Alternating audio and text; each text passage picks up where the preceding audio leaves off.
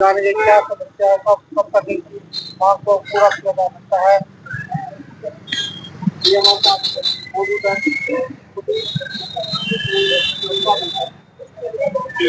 तो ये मांग आती है लेबर चौकी, इसके बारे में जो प्रशासन है इतना ढीला रवैया क्यों अपनाए हुए है, जबकि दूसरे जो धर्मशालाएं वगैरह होती है उनके लिए जगह की मांग तुरंत ही पूरी कर दी जाती है, और लेकिन अभी तक लेबर चौकी मांग को पूरा नहीं किया गया है। देखिए, जब कोई भी चुनाव आता है, यहाँ नरवाना का चाहे कोई लोकल चुनाव हो, एमएलए का चुनाव हो या पार्षद का चुनाव हो या चेयरमैन का चुनाव हो, जब इनको मजदूर याद आते हैं, जब इनको ये जनता याद आती है, तभी ये पांव पकड़ते हैं, भीख तक मांगते हैं मजदूरों से वोट की। लेकिन जैसे ही वो जीत जाते हैं, इसी मजदूरों की मेहनत से, इसी मजदूरों के वोट से वो जीतते हैं। लेकिन जैसे ही वो जीतने के बाद है ना, फिर वहीं पे बैठे रहते हैं, उनको कोई भी काम मजदूरों का नहीं सूझता है। बार बार मजदूर उनके बीच में जा चुके हैं, ज्ञापन के माध्यम से, सोशल मीडिया के माध्यम से उनको हमने बताया है, और उनसे बार बार हमने मिलकर यही कहा है कि आप मजदूरों के लिए जगह दीजिए। सोचने की बात यह है कि जो अपने नरवाना में LIC रोड के पास सभी जाति धर्म सभी संस्थाओं के लोगों को जगह मिली हुई है, इस नरवाना को चमकाने के लिए जो मजदूर दिन रात मेहनत करते हैं, पूरा का पूरा मजदूर वर्ग जो मेहनत करता है, उसी मजदूर को बैठने के लिए छांव या गर्मी में या बारिश में या धूप में छत नहीं है। ये बड़े शर्म की बात है, नरवाना प्रशासन के लिए भी, नरवाना के मंत्री के लिए भी, नरवाना के चेयरमैन के लिए भी। बार बार वो बोलते हैं कि आप हमें जगह बताइए। ये जगह का जो मामला है, जो जगह की जिम्मेवारी है, वो किसकी जिम्मेवारी है? वो प्रशासन की जिम्मेवारी है। रजिस्टर उनके पास है, उनके पास ये पता है कि जगह जगह कहाँ पे खाली है, कहाँ पे नहीं है। हम मजदूरों ने उनको 3-4 जगह बताई हुई है, बार बार ये कह देते हैं कि ये जगह पहले ऑलरेडी किसी को दी हुई है। LIC रोड के पास मजदूरों के लिए जगह थी। पिछली बार हमने ईओ को बोला तो ईओ ने ये बोला कि आप मजदूरों को जगह दी है, लेकिन वहां पे जाने के बाद पता चला कि वो मिस्त्रियों के नाम जमीन है।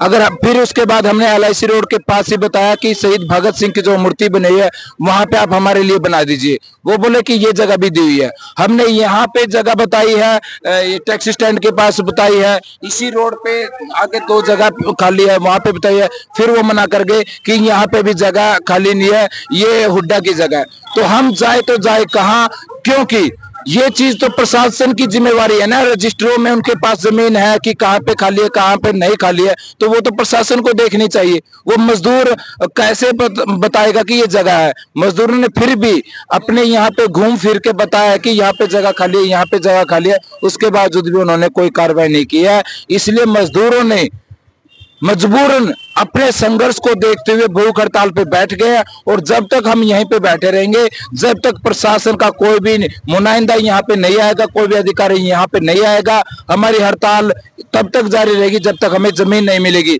हर दिन मजदूर यहीं पे बैठेंगे। भगत सिंह, राजगुरु, सुखदेव के जो ये चौक है, यहीं पे बैठकर हम हड़ताल करते रहेंगे। इन्हीं की प्रेरणा लेकर आज हम यहाँ पे हड़ताल पे बैठे हुए हैं। क्या अभी तक प्रशासन का अधिकारी अब आपसे बातचीत करने के लिए आया? कोई भी अधिकारी यहाँ पे नहीं आया, और जहां तक मेरी संभावना है, अधिकारियों को, मंत्रियों को ये सूचना पहुंच चुकी है, CID के माध्यम से, पत्रकारों के माध्यम से। लेकिन शर्म की बात यह है कि मजदूरों को वो इस तरीके से अच्छा नहीं मानते हैं कि इनके बीच में भी जाकर उनको उनकी डिमांड सुननी चाहिए। ये तो वही दोयम दर्जे की बात हो गई कि जब वोट लेने के लिए आते हैं तब तो मजदूर चाहिए उनको, और जब मजदूरों के लिए कोई काम करना होता है, मजदूरों के लिए जगह देनी होती है, जब मजदूरों से वो मुंह मोड़ लेते हैं। ये मजदूर मिस्त्री सरकारी बिल्डिंग बनाने में अहम योगदान होता है इनका, लेकिन इनके लिए जगह नहीं है। फिर देखिए, ये बात आपकी बहुत सही बात है। आप आसपास में जितने भी बिल्डिंग देख रहे हैं, सभी मजदूरों ने बनाई है। यहाँ पे कम से कम 500 मजदूर हर दिन अलग अलग काम पे जाते हैं, चाहे वो भोजा ढोने का काम हो, चिनाई का काम हो, सफाई का काम हो, जितने भी अन्य काम आपको नजर आएंगे वो सभी मजदूर यहीं से जाते हैं। सोचने की बात यह है कि उन मजदूरों के लिए ना तो यहाँ पे बैठकर छांव की जगह है, ना ही तो कोई बाथरूम है, ना ही तो कोई पीने के पानी की व्यवस्था है। आप जींद में जाओगे तो जींद में मजदूरों के लिए बैठने की जगह है, आप कैथल में जाओगे तो कैथल में बैठने के लिए जगह है, हिसार में जाओगे तो हिसार में मजदूरों के लिए बैठने की जगह है। तो हम प्रशासन से, सरकार से यही डिमांड करते हैं, आप चंदा या जो टैक्स के रूप में जो पैसे लेते हैं वो किन के जाते हैं? हम मजदूरों के पैसे जाते हैं। आप जो भी सरकारी घोषणाएं करते हो किन के लिए करते हो? मजदूरों के लिए करते हो। लेकिन मजदूरों के पास उस चीज का कितना पैसा पहुंच पाता है, कितनी चीजें पहुंच पाती है, वो आप खुद देख रहे हो यहाँ पे बैठ के। आप अगर सुबह 7 बजे यहाँ पे आकर देखोगे तो आपको चारों तरफ मजदूर ही मजदूर नजर आएंगे दुकानों के सामने। उनके साथ अगर आप कैमरा लेकर आएंगे तो दुकानदार किस तरीके का व्यवहार करते हैं आपको वो आईना दिख जाएगा। जिस तरीके से यहाँ पे अगर कोई दोपहर में मजदूर बैठ जाता है उसका जो हाल होता है यहाँ पे बैठकर, अभी पिछले वो हमने रिकॉर्ड नहीं कर पाए, हमारी ये गलती रह गई। अगर हम रिकॉर्ड करते तो प्रशासन का पूरा प्रशासन हिल जाता है। जिस तरीके से मजदूरों के हालात यहाँ पे बन गई थी, हमें लगा था कि ये बच नहीं पाएगा। इस तरीके से उस मजदूर की इतनी हालात खराब हो गई थी, गर्मी के कारण पसीने में उनको इतनी ज्यादा गर्मी लगी थी। तो ये कम से कम सरकार को सोचना चाहिए। जो सरकार बार बार अपने एडवर्टाइजमेंट में अपने अपने भाषणों में मजदूरों के लिए ये कर दिया, हमने गरीबों के लिए ये कर दिया, तो वो सीधा का सीधा जमीन पे स्तर पे हमें दिखाई देता है कि कुछ नहीं किया है। विक्रम, जो आप ये जो सामाजिक मुद्दे उठाते रहते हो, क्या इससे कोई प्रशासन को फर्क पड़ता रहता है? देखिए, प्रशासन पे फर्क पड़ना, हम कहते हैं कि प्रशासन को एक दो चीजें होती है। एक तो प्रशासन को इस चीज की खबर नहीं है, दूसरा प्रशासन इस पे काम करना चाहता है या नहीं करना चाहता। जब साथी ने बताया कि अलग अलग धर्मशालाओं पे करोड़ों रुपए खर्च हुए हैं, और ऐसा नहीं है कि 200-300 गज जगह है, हजारों गज जगह ऑलरेडी लोगों को मिली हुई है, अलग अलग धर्मशाला, अलग अलग जाति, अलग अलग धर्म से। तो मजदूरों की कौन सी जाति देखे, कौन सा धर्म देखे। और मंत्री है, जब वोट मांगने आते हैं, जब वो बेटा भी बन जाता है, भाई भी बन जाता है, आज वो बापू क्यों बना हुआ है? आज उसको क्यों नहीं वो मजदूर अपने भाई दिख रहे हैं? क्यों मजदूरों का आज वो बेटा नहीं है? क्योंकि आज तो सेंटर में सरकार भी है, हरियाणा में भी सरकार है, और कैबिनेट में भी उसको पद मिला हुआ है, जो यहाँ का एमएलए है। तो उसको सोचना चाहिए कि हमारे मजदूर है, वो मजदूर है जिनका वोट लेके हमें मंत्री पद मिला है, उनको मंत्री पद मिला है, उसको एक जिम्मेदारी सौंपी गई है कि आम जनता की सेवा करने के लिए। अगर जनता की सेवा नहीं करेंगे तो यही मजदूर, एक समय ऐसा भी आएगा, एक बड़ा आंदोलन ऐसा भी होगा कि उसको मंत्री पद से भी इस्तीफा देना पड़ेगा।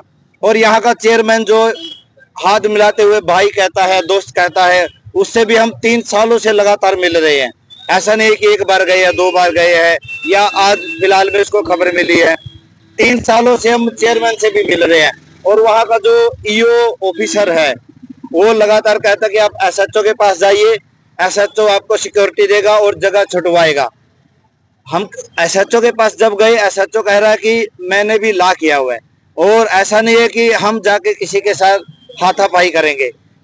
जिसकी भी कमेटी की जगह है, कमेटी को पता होना चाहिए कि हमारी जगह कहाँ पर है और कितनी जगह वो खाली है। और कमेटी में जब जाते हैं, कमेटी वाले बोलते हैं कि आप बताइए कौन सी जगह आपको चाहिए। तो मतलब ये खिलवाड़ चला हुआ हमारे साथ। हम कहाँ बताएं हमारी जगह कहाँ मिलनी चाहिए? कमेटी को जगह का अंदाजा है कि कमेटी की जगह कितनी है और कहाँ पर है, ये चीजें कमेटी को पता है। उसके बावजूद भी हमसे सवाल जवाब करते हैं कि आपको जगह कहाँ चाहिए, कितनी जगह चाहिए, आपने जगह देखी है या नहीं देखी है। जब भी हम जगह के बारे में बताते हैं तो कहते हैं ये तो जगह और किसी के नाम है। मतलब हर बार घुमा रहे हैं बातों को, और प्रशासन पे इस चीज का फर्क पड़ना चाहिए, क्योंकि भूख हड़ताल पर 12-12 घंटे लोग यहाँ पर बैठे हैं। और ऐसा नहीं है कि 1 दिन खातर 2 दिन के लिए लोग यहाँ पर बैठे, ये लगातार चलेगी। ये 10 दिन 15 दिन, जब तक सरकार, जब तक प्रशासन हमारी बातों को नहीं मानेगा, ये लगातार हड़ताल चलेगी। और इससे भी ठोस कदम उठाए जाएंगे। ऐसा ना सोचे कि मजदूर हैं चुपचाप बैठे हैं, मजदूर हैं मजबूर नहीं है। इससे अगला कदम जो भी होगा उसकी पूरी जिम्मेदारी सरकार की होगी, प्रशासन की होगी। और ये बात प्रशासन अच्छे तरीके से समझ ले, क्योंकि अगला जो कदम होगा वो इससे भी बड़ा होगा, ना कि इससे कोई छोटा रहेगा। ये धरना आपका कितने दिन तक चलेगा? ये जब तक शुरू हुआ था, ये कब से शुरू करेगा? कल से हमने भूख हड़ताल शुरू की थी, लेकिन उससे कल 3 तारीख से हमने इस भूख हड़ताल को शुरू किया था। और उससे पहले हमारे प्रदर्शन रहे हैं। उससे पहले हमने कमेटी को ताला भी लगाया हुआ है, ताकि प्रशासन समझ पाए, ताकि प्रशासन को ये सूझबूझ आए कि ये सिर्फ हंसी मखौल में चीजें नहीं चली हुई हैं। कोई भी प्रशासन का अधिकारी, कोई भी मंत्री यहाँ पर दुकानों के सामने बैठकर देखे एक दिन, जो हर दिन मजदूर फेस करते, वो 1 घंटे के लिए फेस करके देखे उस समस्या को। आप धूप में बैठोगे, लोग गालियां दे रहे हैं, यहाँ पर मजदूरों को जानवरों की तरह ट्रीट करते हैं, गाली देते हैं, धक्के मारते हैं। वो चीजें कितना गहराई से वो समझ पाएंगे और कितना गहराई से उनको समझना चाहिए, क्योंकि वो भी एक इंसान है। अगर इंसानों की भावना, इंसानों की शब्दावली को वो नहीं समझ पा रहे हैं, तो हमें नहीं लगता उनमें इंसानियत है। अगर इंसानियत जिंदा है तो मजदूरों के साथ आइए, मजदूरों की बात मानिए और हमें इन मजदूरों को एक अच्छी जगह दीजिए जहां पर ये बैठ सके, जहां पर ये अपना जो खाना लेके आए खाना खा सके, बातें कर सके, अखबार पढ़ सके और यहाँ पर से ही ये काम पर चले जाएं। तो जैसे कि आपने देखा है पहले कि कोर्ट के अंदर भी किसान बैठे हैं, सड़कों पे भी किसान बैठे थे, तो उनकी सुनवाई नहीं हुई, तो आपका अगला रूप क्या होगा देखिए, अगर आपकी सुनवाई नहीं होती है तो? सरकार, पहली चीज है कि सरकार को समझना चाहिए कि जो भी हड़ताल चली हुई है वो उनके उद्देश्य है, उनके जो मुद्दे हैं उनको लेकर है, हवा हवाई कोई मुद्दा नहीं है, पहली बात। और दूसरी चीज ये है कि जितने भी यहाँ पर लोग बैठे या किसान भी बैठे थे, किसानों की भी एक मुख्य डिमांड थी, जो कृषि कानून 3 काले कानूनों को खत्म करने की थी, वापस लेने की थी। 1.5 साल तक आंदोलन चला, सरकार को झुकना पड़ा, क्योंकि सरकार है, कोई भी सरकार है, वो जनता से बनती है और जनता की जो मुख्य डिमांड है, जो जनता की समस्या है, उनके बारे में सरकार को सोचना पड़ेगा। और आज जो जिस स्तर पर सरकार देख रही है इस धरने को, ये धरना आगे और बढ़ता चलेगा, इसमें लोग जुड़ते रहेंगे।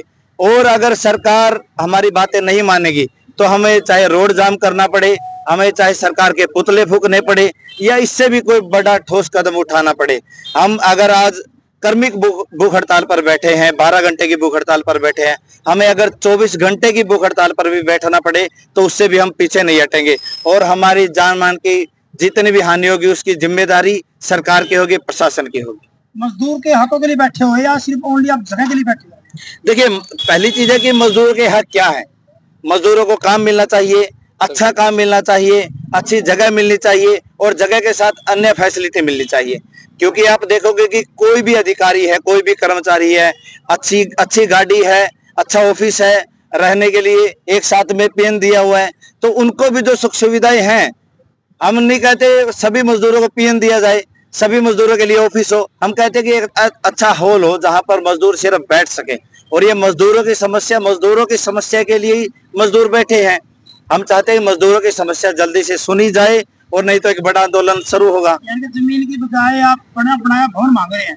नहीं, हम कहते हैं कि एक तो जमीन मिले और जमीन मिले उस पर एक छप्पर भी हो, ताकि धूप का, छांव का और बारिश के जो मौसम है उसमें भी मजबूरी ना हो, उसमें भी मजदूर सुरक्षित माहौल महसूस करें, सुरक्षा महसूस करें, उसी को लेकर हमारा धरना है। तो कल को अगर आपको जमीन मिल जाती है तो भवन मिल जाता है, उसके बाद भी आपकी हड़ताल जारी रहेगी या नहीं, उसके बाद या फिर उसके बाद और हक जताएंगे आपको, हमें ये भी मिलना चाहिए? देखिए, हक तो जो मजदूरों को मिलना ही चाहिए, जो मजदूरों को हक तो मिलना ही चाहिए। देखिए, सबसे बड़ी बात यह है कि जो नेता लोगों को लाखों अरबों खरबों रुपए मिलते हैं, इस मेहनत करने वाले मजदूर को जो कम से कम न्यूनतम मजदूरी है, आज की महंगाई को देखते हुए कम से कम उनको उतने तो पैसे मिलने चाहिए कि वो अपने बीवी बच्चों का ख्याल रख सके, उनकी 2 जून की रोटी का ख्याल रख सके, उनको एजुकेशन दे सके कम से कम। तो वो जो आगे के संघर्ष है वो जारी रहेंगे, वो तो ठीक है। वो ऐसा नहीं है कि जमीन तक का ही संघर्ष जारी है। सबसे जो बेसिक समस्या है, पेट की, कपड़ा की, धूप की, छांव की, वो सब चीज मिलनी चाहिए। सबसे बेसिक समस्या ये है कि कम से कम कहीं पे बैठने के लिए जगह तो हो मजदूर को, वो बेघर तो ना हो। क्या आपने कोई एसडीएम को ज्ञापन दिया इसके बारे में भी जाके वहाँ पे? देखिए, जो औपचारिकता होती है, एसडीएम को हम बाय फेस मिल चुके हैं, उनको ज्ञापन दे चुके हैं। जो हमारे यहाँ के मंत्री हैं, विधायक हैं, ठीक है, उनको हम बाय फेस भी मिल चुके हैं, उनको ज्ञापन भी दिया है। उनके जो पीए हैं उनको ज्ञापन भी दिया है, उनसे बातचीत भी हुई है। जो चेयरमैन साहब है उनसे भी मिले हैं, उनको ज्ञापन भी दिया है। जो ईओ साहब है उनको ज्ञापन भी दिया, उनसे बातचीत भी है। जितनी भी ऑफिशियल औपचारिकता होती है हमने सब निभाई है। लेकिन हमारे साथ बहुत बार रवैया यही होता है, वहां पे जाने के बाद अलग रूम में अलग तरीके की बात होती है। हमेशा हमें गुमराह करके या मीठी मीठी बात करके कर देंगे, हम आपके साथ है। आज तक भी मजदूर चौक पे कोई भी अधिकारी ये पूछने के लिए नहीं आया कि आपको जगह कहाँ पे चाहिए, आप हमारे साथ चलिए, हम आपके साथ जाएंगे। एक भी अधिकारी नहीं है आज तक यहाँ पे। अनिश्चितकालीन तक आपकी भूख हड़ताल जारी देखिए रहेगी, हमारी जब तक अनिश्चित, आपकी हकों की मांग ना पूरी हो। बिल्कुल बिल्कुल बिल्कुल।